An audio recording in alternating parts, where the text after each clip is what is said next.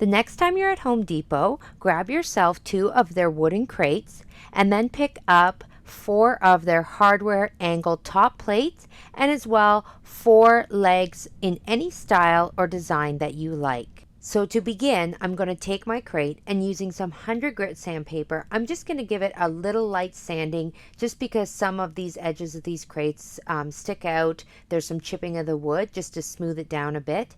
Then I'm going to use Hollow Hill from Country Chic Paint, and I'm going to paint on this gorgeous green on my crate, making sure that I get the insides and the outsides of the crate.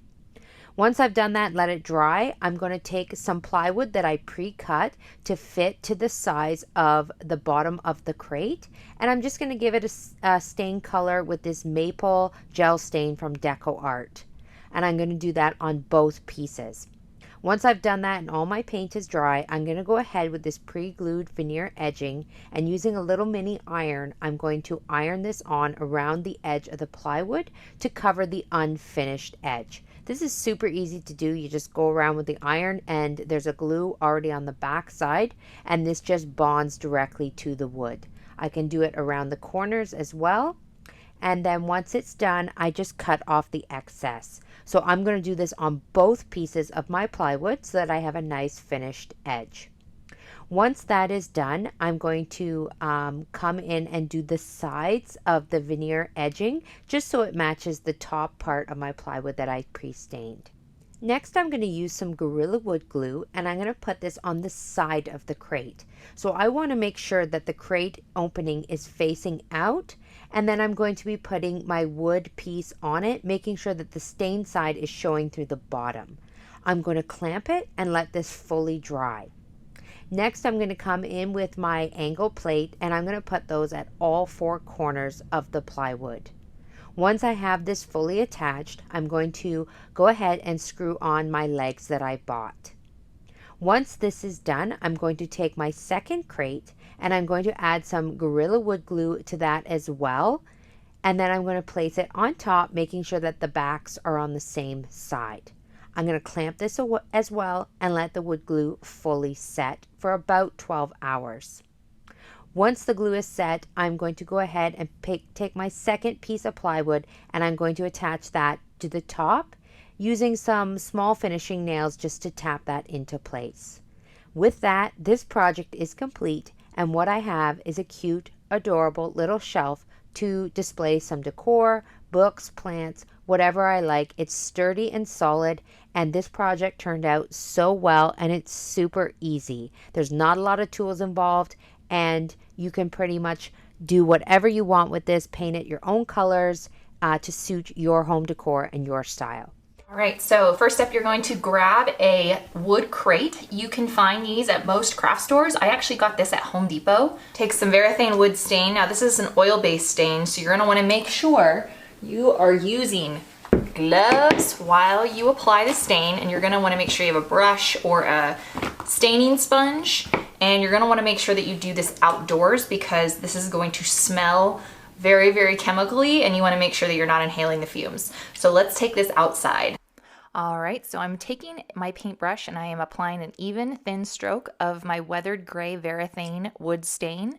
I'm gonna apply this over the entire crate, and then it's going to take approximately 1 to 2 hours to dry. There are a lot of little nooks and crannies, so taking your time and not rushing through this step is really important. And you can always take a rag to remove any excess stain to help you get through this a little bit quicker, to help it dry a little faster. While we're waiting for my wood crate to dry after applying the stain, it's gonna take probably about an hour. I went ahead and had a piece of plywood cut to the same size as the top of the crate. And this is actually going to be turned into kind of an upholstered top. So what you're going to need for this step is a piece of fabric that you like, and then I'm using some quilting batting. However, you're welcome to use foam if you'd like. This is what I had available.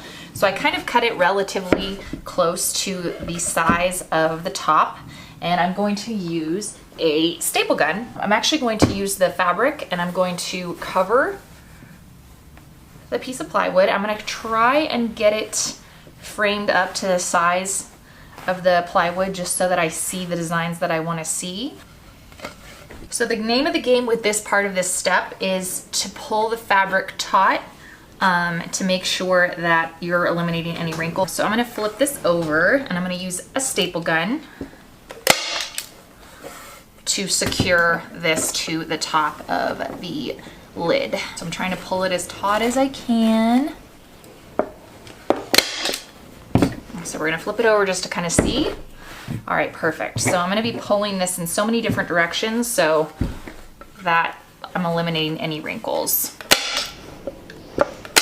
Now you can either do one of two things. When you have these edges that start to get kind of bulky, I want to make sure that this lid closes pretty nicely. So I'm probably going to cut off some of this excess fabric, but I want to make sure that I'm finishing the edge around on the corner, so I don't want it to look super sloppy. So you're gonna want to grab some scissors. I'm just gonna eliminate that excess.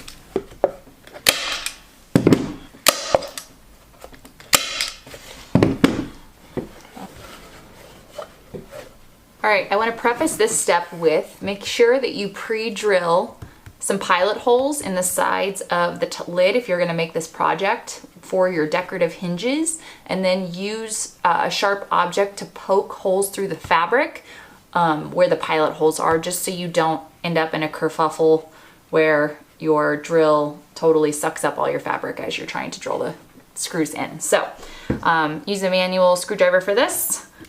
I'm gonna line it up where I put my holes, and then I'm going to drill this in. Makes it so much easier. Now what we're gonna do, because this wood is so pliable, you don't need to pre-drill, and I wouldn't recommend doing it just because these pieces of wood aren't super duper thick, but the screws that came with the decorative hinges aren't very long, so I feel pretty confident it's gonna hold just fine. And now I'm gonna go in with a screwdriver and just manually secure it. All right, so there we go. We have a lid that opens and closes. The last step we are going to take is attaching wheels to the base of this storage ottoman so it will roll around. Okay, so now we're going to apply these fun little vintagey wheels to the base of the ottoman. So I have some very tiny little screws. Our ottoman with opening lid is now complete. All right, there you have it. I have my cute new rolling storage ottoman with lid. As you can see, I have little decorative hinges on the back, and I think the wheels just add a really cute little vintagey touch to it, especially since it's a fun weathered gray color. And it's perfect for blanket storage, it's perfect for pillow storage. If you want to use it as a crate for dog toys or cat toys, I think it would be a great solution for your home. Thank you so much for watching Home Talk, and I will see you next time.